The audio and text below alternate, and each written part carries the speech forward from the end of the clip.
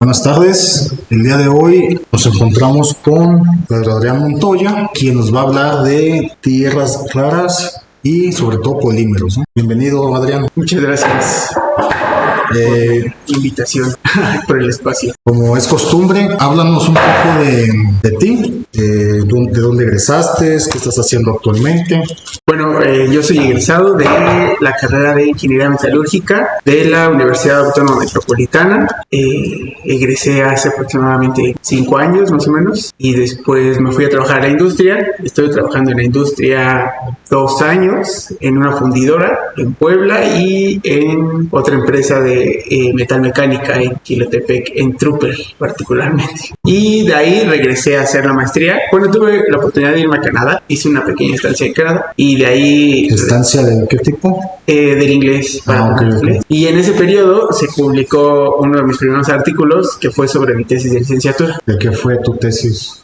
Fue sobre recuperación de litio a partir de baterías de celulares, ¿no? Entonces ahí comencé más como hacia la metalurgia extractiva y sobre todo hacia la minería urbana, que es esto de reciclaje y aparatos electrónicos, todos los metales que tienen ahí las computadoras, las tarjetas, ¿no? Sí, he visto videos de eso y ¿sí se recupera una cantidad significativa o...? No, la verdad es que el contenido de metal valor que tienen es muy bajo. Se hace por el hecho o por la parte de reciclaje como ecológica y de ayuda al medio ambiente y que no se desechen hasta de manera desmedida a la basura, porque el contenido en sí es muy bajo. Necesitas establecer un proceso que sea muy eficiente para que entonces sea como rentable recuperar esos metales. Sí, porque he visto que luego usan ácidos para, por ejemplo, en las tarjetas madres, ¿no? Que hay plástico y luego está el oro. Luego usan ácido para disolver el plástico, ¿no? Y supongo yo que ahí es donde ya no es rentable. No deja que deje de ser rentable, sino que se vuelve muy contaminante. Exacto, ¿no? Porque son ácidos muy fuertes los que se utilizan para lixiviar. Imagínate, pues hacen todo el plástico, todos los polímeros que contiene la tarjeta. Y el contenido de oro que puedas recuperar de ahí es bajísimo, entonces es muy contaminante y no es tan económicamente factible. ¿Y en qué estamos? Que estabas... Después de eso, que fue mi primer acercamiento con la metalurgia extractiva o la minería urbana, me interesé por seguir en la investigación y comenzar la maestría. Entonces tuve la oportunidad de entrar aquí al Politécnico, justamente donde estamos ahora, en el laboratorio de análisis metalúrgico. ¿Qué maestría? Maestría en ciencias en ingeniería metalúrgica. Ok, en Siqui. Aquí en Siqui, exactamente, con un tema de recuperación, pero ahora de tierras raras, que ya son las que están en auge ahora, y a las tierras raras son a las que les debemos todas las aplicaciones tecnológicas que tenemos hoy en día, ¿no? Te iba a preguntar, bueno, son tierras raras porque son escasas, me imagino, ¿no? No. ¿O a qué se le denomina el terreno raro? Pues se denomina raro o tierras raras, se les conocía porque no eran estudiadas y era un conjunto ahí de tierras que tienen características similares. Tierra, pues porque en realidad sí son como polvos, okay, pero no eran lo suficientemente estudiadas. Incluso si las vemos en la tabla periódica son las que están en la parte de abajo, ¿no? Sí. Y están ahí porque pues como que las dejaron y no se estudiaron lo suficiente porque no tenían una aplicación. Entonces no eran de interés hasta ahora, que gracias a las tierras raras tenemos todas las cosas que son luminiscentes. Todo lo que luminece y es touch es gracias a las tierras raras. Entonces de ahí que retomaran su auge y hoy en día pues la importancia que tienen, ¿no? Sí hay suficientes materiales de esos. Sí hay suficiente mineral, no son raras. El raro no es porque sean escasos, sino porque los dejaron ahí y entonces ya se les quedó su nombre. El problema que tienen las tierras raras, que son un conjunto de 17 elementos de la tabla periódica, junto con el itrio y el escandio, estos elementos comparten muchas características, tienen muchas características similares, lo cual dificulta su extracción y sobre todo su separación. Entonces de ahí que venga su elevado costo y no tanto su escasez, pero sí su obtención, exacto, porque comparten características similares, entonces es muy difícil separarlas. Ok, comprendo. Bueno, hiciste la maestría, ¿en eso fue tu tesis? Mi tesis de maestría fue la extracción de itrio en particular. ¿De qué? Itrio. Okay. El itrio es una de las tierras raras. En las lámparas, ¿no? Exacto, en las lámparas. En estas lámparas usualmente, ¿no? Pero estas lámparas, sí, exacto, estas de LED contienen itrio y cumplen el mismo funcionamiento que las lámparas fluorescentes o las lámparas esas de tubo largo, que ya no se usan usar un poco, exacto, pero no se usan por lo contaminante que son, porque tienen vapor de mercurio. No sé si ese polvito que con no, el polvito es fósforo, polvos de fósforo que contienen a las tierras raras, pero esas están, digamos que al vacío y contienen un vapor de mercurio. No sé si en algún momento llegaste a romper alguna de esas lámparas. Sí, pero no. Truenan y se hace polvo completamente. Y eso es por el vapor de mercurio. Y ese vapor es liberado al medio ambiente y es altamente contaminante. Entonces, dentro de la tesis, lo que hicimos fue establecer un proceso para recuperar ese vapor de mercurio que no se liberara de manera desmedida al medio ambiente. Y como segundo, era recuperar itrio de ese polvo de las lámparas luminiscentes. ¿Y si se recupera? Sí, el proceso que establecimos fue un proceso sólido-líquido con resinas poliméricas. Ya de ahí viene la otra parte con la que trabajo, que son los polímeros. Pero esas resinas poliméricas recuperaban más del 90% de ese itrio de las lámparas. Muy bien. ¿Y ya posteriormente pasaste al doctorado? Sí, me titulé de la maestría el año pasado. En enero del año pasado, y ya vi que sí me gustaba la investigación, que creo que la maestría es ese paso para discernir si te gusta la investigación o te regresas mejor a la industria. Bueno, en mi caso, yo me aventé los 3 de jalón. De jalón, sí. Sí, bueno, sí, sabía que quería investigación y sí me fui a... Es sí, que no sé si sea lo mismo en la UAM, pero al menos aquí en ESICI, a nivel de ingeniería, sí los forman con esa idea de que tienen que ir a la industria, ¿no? Y a la industria, a la industria, a la industria, ¿no? Que una maestría sin experiencia no sirve. No sé si allá sea... Sí, fue similar. Mis asesores de la licenciatura en ese momento me dijeron, vente a trabajar, ve lo que te gusta y por lo menos al año regresas a hacer la maestría, pero primero vete a la industria. Un año por lo menos, estuve 2 y ya vi que lo mío no era tanto la industria y me gustaba la investigación y regresé a hacer la maestría y ya de plano dije, no, esto me gusta la investigación y ya regresé al doctorado y sí, terminando luego la maestría entré al programa de doctorado. ¿En qué? El programa se llama Doctorado en Nanociencias y Micronanotecnología, que es el interdisciplinario. Exacto, ¿no? es interdisciplinario que tiene el Poli, que es uno de los mejores programas de doctorado que tiene la escuela. La parte interdisciplinaria lo dificulta un poco, pero sí es de los mejorcitos. De los mejores calificados está dentro del PNPC. Ajá. PNPC es Patrón Nacional de Posgrados de Calidad, si no me equivoco. Ajá, antes era Sistema Nacional de Posgrados y ahora le cambiaron el nombre a este Programa Nacional de... No, es al revés, ¿no? Creo que era PNPC antes. Sí, PNPC y ahora Sistema Nacional de Posgrados de Calidad. Bueno, esto lo maneja CONACYT, para aclarar, que es el PNPC o el Sistema Nacional de Posgrados. Lo maneja CONACYT y al estar ahí, pues tienes los beneficios de CONACYT. De un apoyo CONACYT. La beca de posgrado. Ajá, y el reconocimiento de que el posgrado es de calidad, de competencia internacional. Pues básicamente que lo reconoce CONACYT, que creo que es lo más importante. Sí, y ahí, por ejemplo, ahorita que estás estudiando, ¿no tuviste con alguna complicación con tu familia de que te fueras a trabajar o que no dejaras el trabajo? No, la verdad es que no.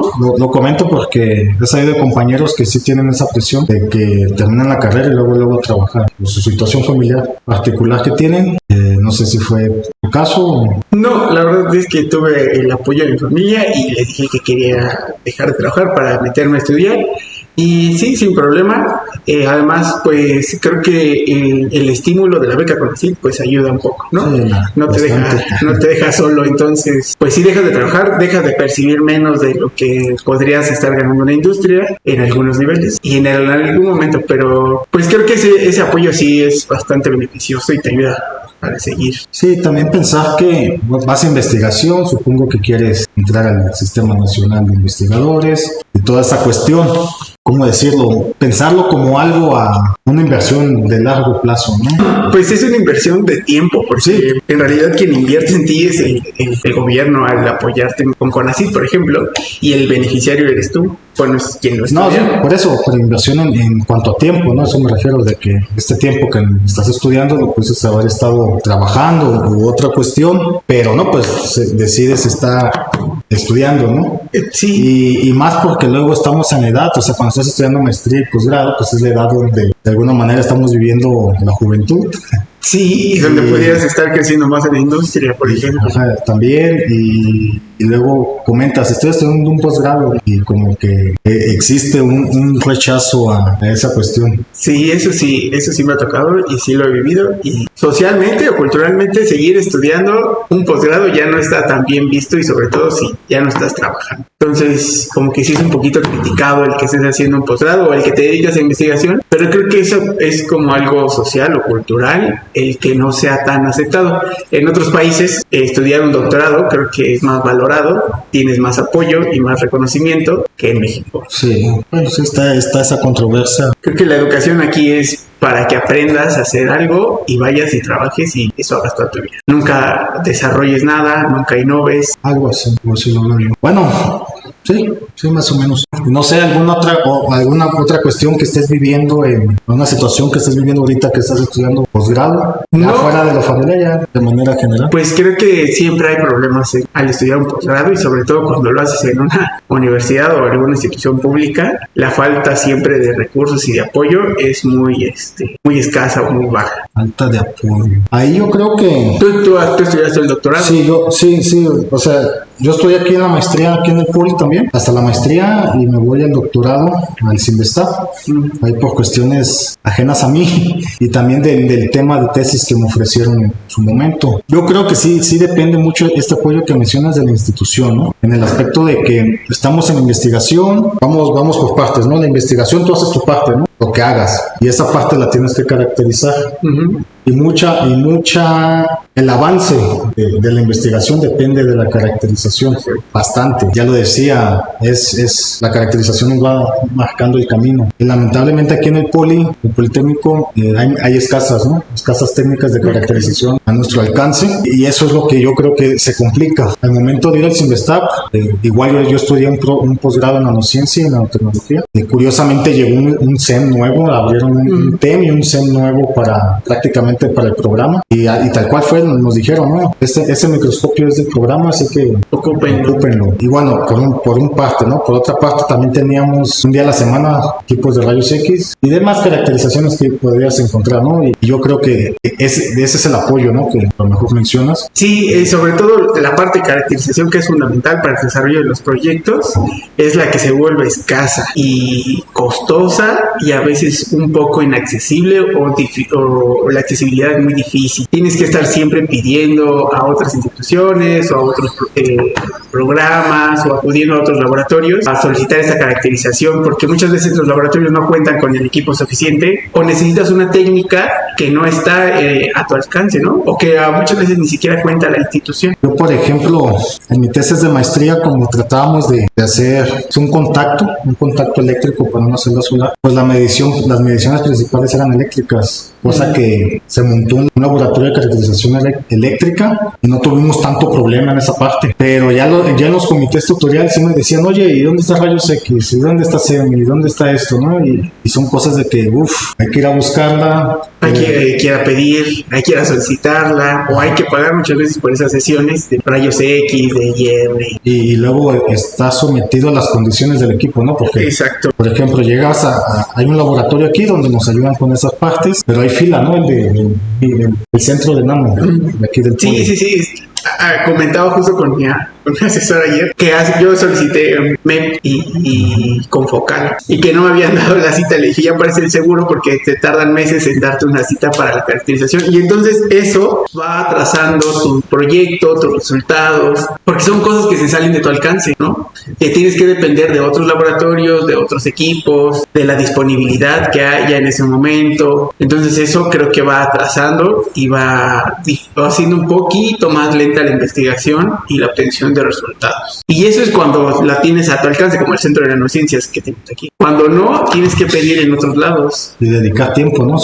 O viajar para ir a otra universidad. Y ahorita mandamos unas muestras a que le hicieran SEM, pero ya fuera de la ciudad, ¿no? Y ahora sí, estamos a la espera de que se hagan las mediciones, que nos envíen las mediciones, porque no es como de que tú llegues, aquí están, mídelas, ¿no? Y que vengas al día siguiente y te den los resultados. Ajá. No, tienes que estar... O sea, tienes que atenerte a los tiempos de los doctores y estar a la disposición del equipo cuando funciona bien. Cuando no, te tienes que esperar a que lo reparen, si es el caso, ¿no?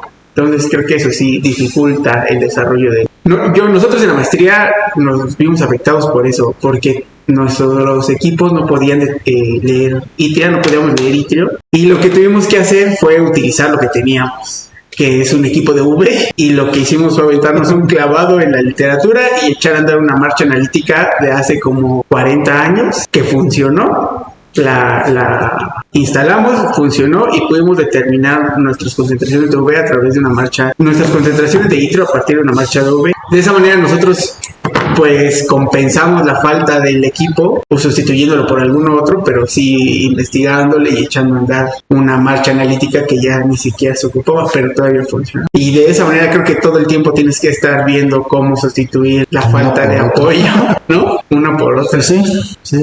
Y así es como te vas enfrentando como a diversos problemas a lo largo del proyecto o a lo largo del posgrado. Que no hay equipos, que no hay material, que no hay recursos, que la escuela está en paro. Esas cosas administrativas también afectan bastante porque la beca no se para, en periodo ocasional y o hace poco el paro que hubo en la escuela, posgrado tenía que seguir trabajando, ¿no? Nosotros no entramos en ninguno de esos conflictos administrativos, ya con CONACYT no le interesa como esos problemas. Tú tienes que cumplir en el tiempo que te comprometiste y entregar los resultados, ¿no? Entonces tienes que enfrentar a esos problemas también administrativos en los que tú ni siquiera tienes nada que ver, pero sí te ves afectado. Espérate que llegues a ser investigador y va a pintar diferente el asunto.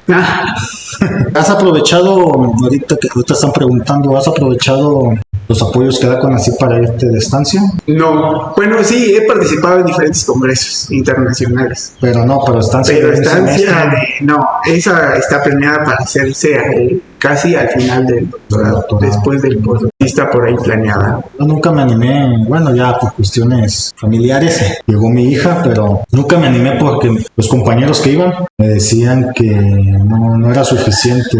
El apoyo, volvemos otra vez al tema. Bueno, pero para el caso de irte al extranjero, ¿no? O sea, te ibas al extranjero, te daban como 1,000 euros y que apenas. Porque el apoyo aquí nacional yo creo que sí es, al menos en mi caso, pues sí me permitía, ¿no? Sí. Pagar renta, pagar comida, pues es bueno. Salidas de vez en cuando. Pero ahora con los cambios que tuvo CONACYT, al parecer ya no es tanto el apoyo que te dan para irte al extranjero. Ahora tú, si buscas la estancia, la universidad que te recibe debería de apoyarte para cumplir esa estancia. Ya no da el apoyo. Ya no te sigue dando el mismo apoyo que aquí. Pero ya no te lo aumenta, ¿no? Exacto, ya no te lo aumenta, te sigue dando el mismo apoyo aquí, pero entonces no te va a alcanzar. Ya está complicado. Para hacer una estancia en Europa, por ejemplo, no te alcanza. No te van a dar la visa porque creo que para entrar a Europa ya de estancia te piden un ingreso mínimo. Y necesitas tener la visa de estudiante, pueden ser aceptado, pero ya no te dan el apoyo extra que te daban antes para irte al extranjero. Okay.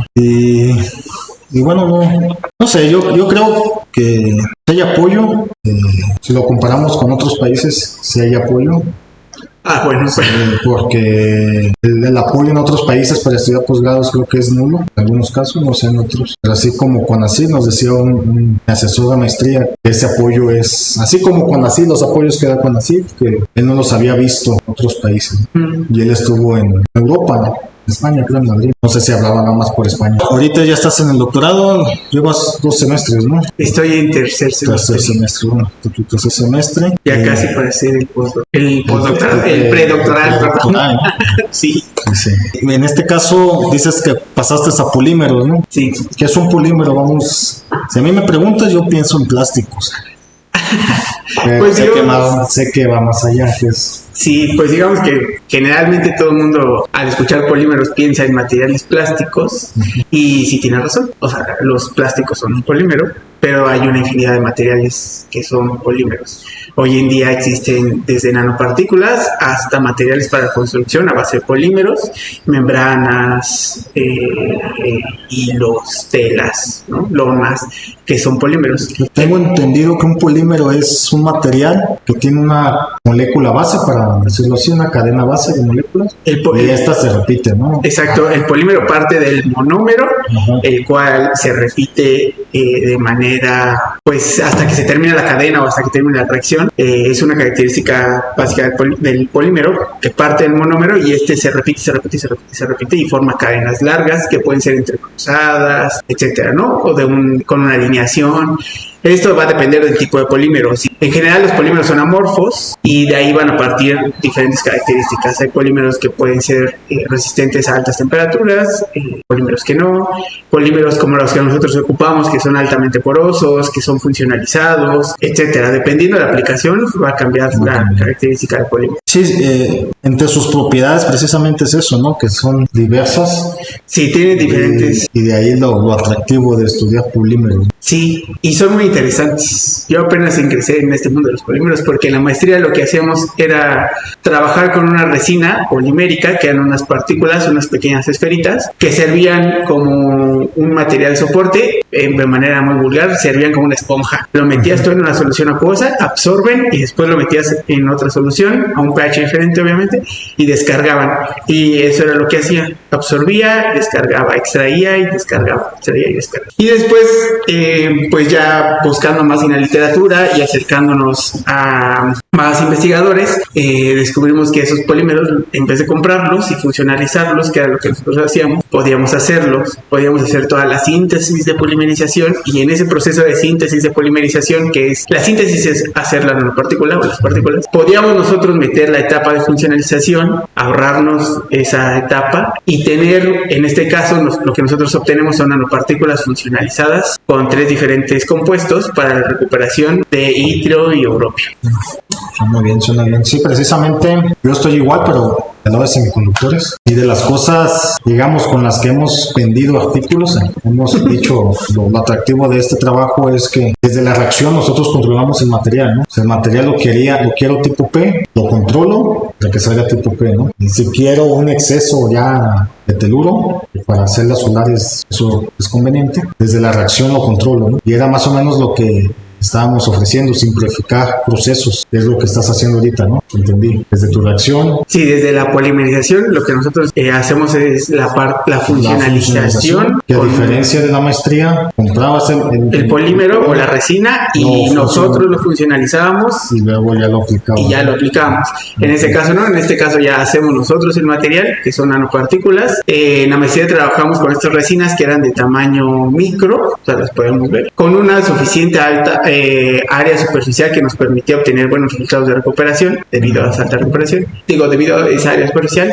Y ahora lo que hicimos fue hacerla más pequeña. Al hacer el material de tamaño nano, pues entre más pequeño, mayor área superficial vamos a tener, y nuestra recuperación es muy buena. Ya los resultados que hemos obtenido hasta ahora han sido mayores al 80% de recuperación en el caso de europio, con uno de estos compuestos en particular con el que funcionalizamos las nanopartículas. Y el proceso es muy bueno porque hemos eficientado el trabajo que traíamos de la maestría, por ejemplo, en cuanto a la recuperación o a la extracción, y ahora la parte de la caracterización ha arrojado que el material o nuestras nanopartículas tienen propiedades también luminiscentes, por ejemplo. Entonces eso ya nos da un espectro de aplicaciones a las cuales podemos irnos enfocando ahora en el doctorado, porque ya no solamente tienen esa función de extraer metales, sino que ahora también, pues al ser luminiscentes, podríamos pensar en formar películas, depositarlas sobre algún otro material y aprovechar esas propiedades luminiscentes que tienen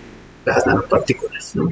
Más o menos, ¿cómo es tu proceso experimental? O sea, ya nos dijiste, sintetizas, ¿cómo llevas a cabo esta síntesis? La síntesis de polimerización es por emulsión. Tenemos un reactor, esto lo hacemos en otro laboratorio, en el laboratorio de polímeros. Tenemos la síntesis de polimerización por emulsión que hacemos en 2 pasos. El primer paso es en un reactor en el que depositamos el monómero, un surfactante y un iniciador, y en el segundo tanque, que es el tanque de adición, a través de un flujo que controlamos vamos agregando el compuesto, un poco de iniciador, surfactante, y esto se va adicionando de manera controlada. Vamos controlando el flujo de adición a una agitación constante, a temperatura constante, y de esa manera hacemos la síntesis. Después de ese primer tanque de adición, adicionamos un segundo tanque en el que adicionamos el compuesto. Este compuesto queda solamente en la superficie de las nanopartículas que se forman en el primer tanque,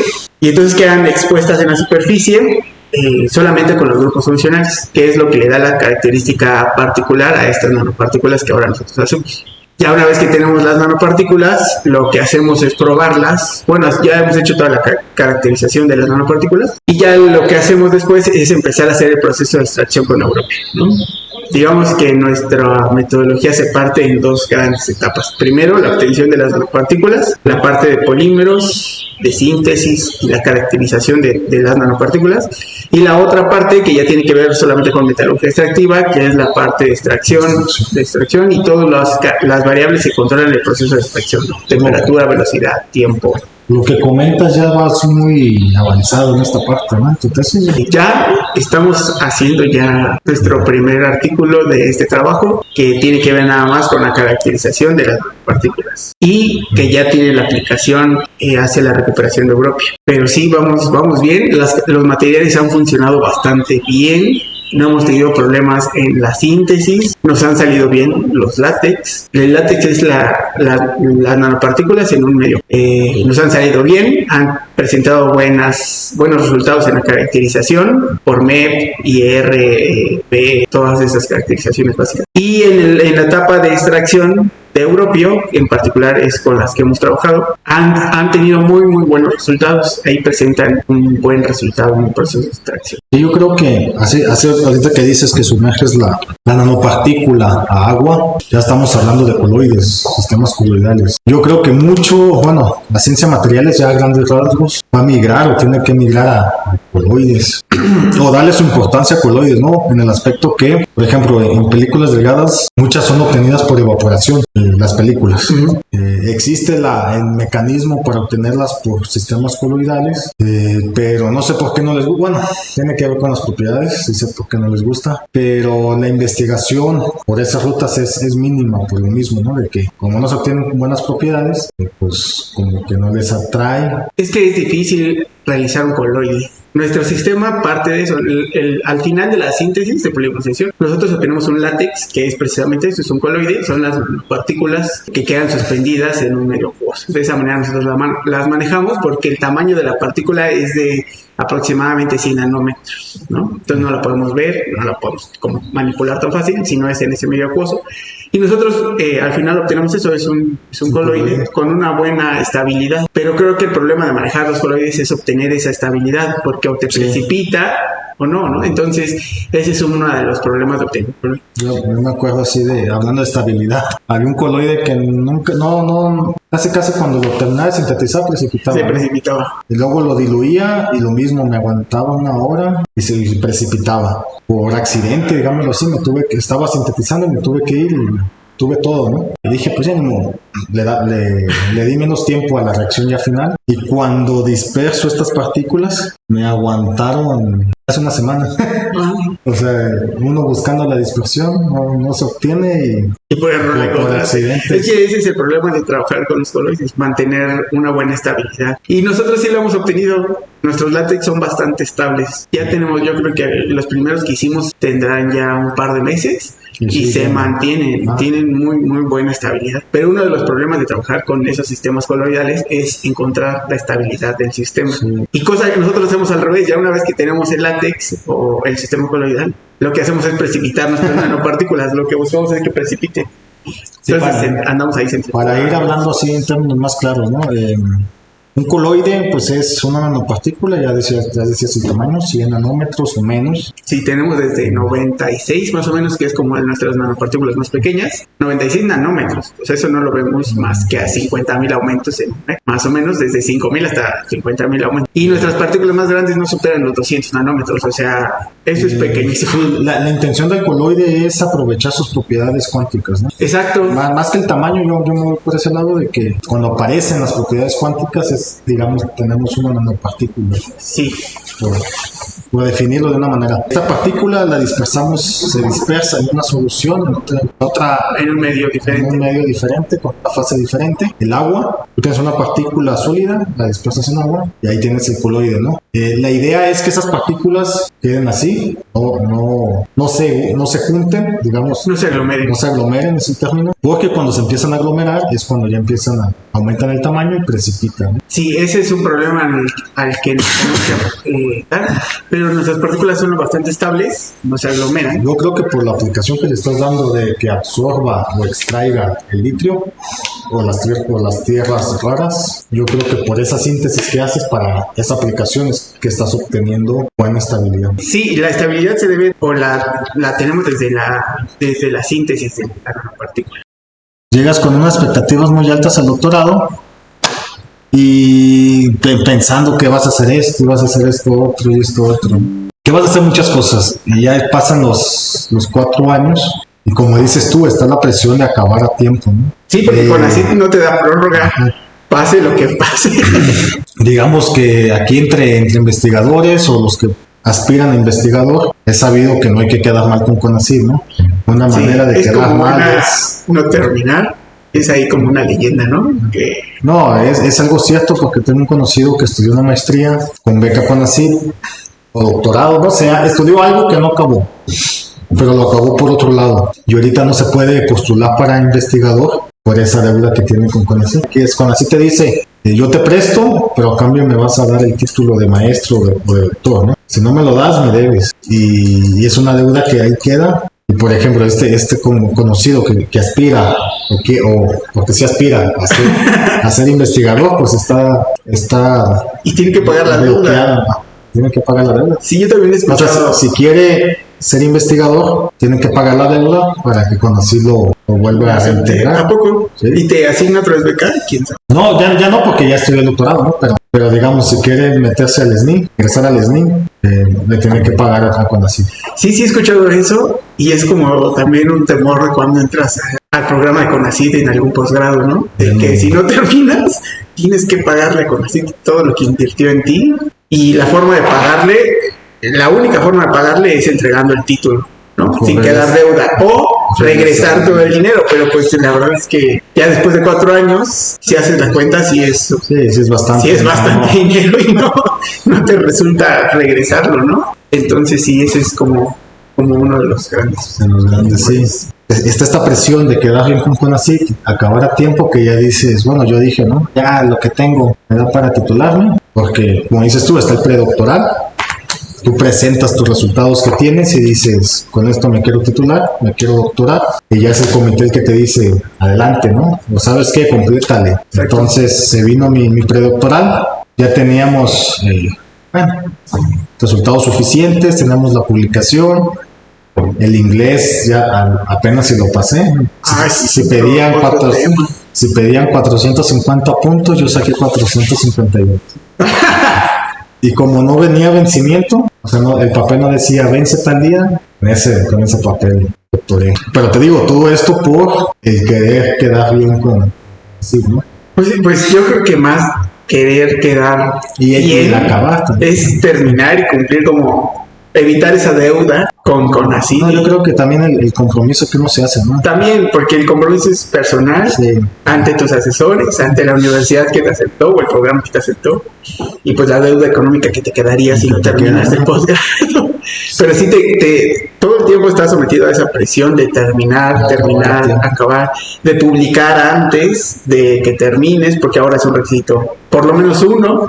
Pero siempre ha sido. Bueno, pero uno, por lo menos un artículo durante tu tesis. Entonces, doctorado, que no es nada comparado con las publicaciones que se hacen en otros países, ¿no? Un alumno de doctorado aquí sale con un artículo publicado y un alumno de doctorado en Alemania sale con 10. Yo creo que depende esa parte del asesor. Y también de uno. Sí, también de uno, pero yo le apuesto más al asesor en el aspecto de que tú te estás formando para eso, ¿no? Digamos, tu trabajo es dar resultados. Entonces el asesor es el que te debería de guiar a decir, vamos a publicar esta parte, ¿no? A ver si se puede. Ya sigues avanzando, ya tienes nuevos resultados, ahora vamos a publicar todo esto, ¿no? A ver. Pero yo en primera instancia yo creo que sí es del asesor, porque yo hice mi maestría y no publiqué. Bueno, por ahí me robaron un artículo.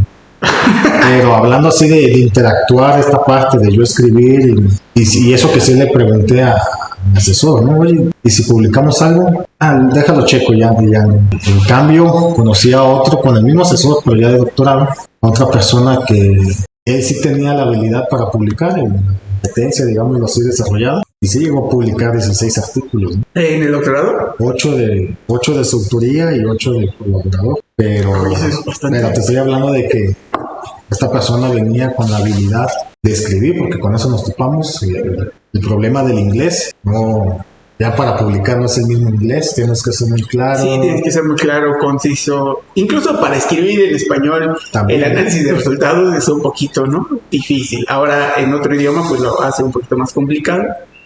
Pero creo que no solamente es responsabilidad del asesor, es Sí, responsabilidad es de los dos. Y más allá de la habilidad para escribir, que creo que la puedes adquirir, porque hoy en día hay como muchos cursos de aprender a redactar artículos científicos, A mí textos. me sigue costando.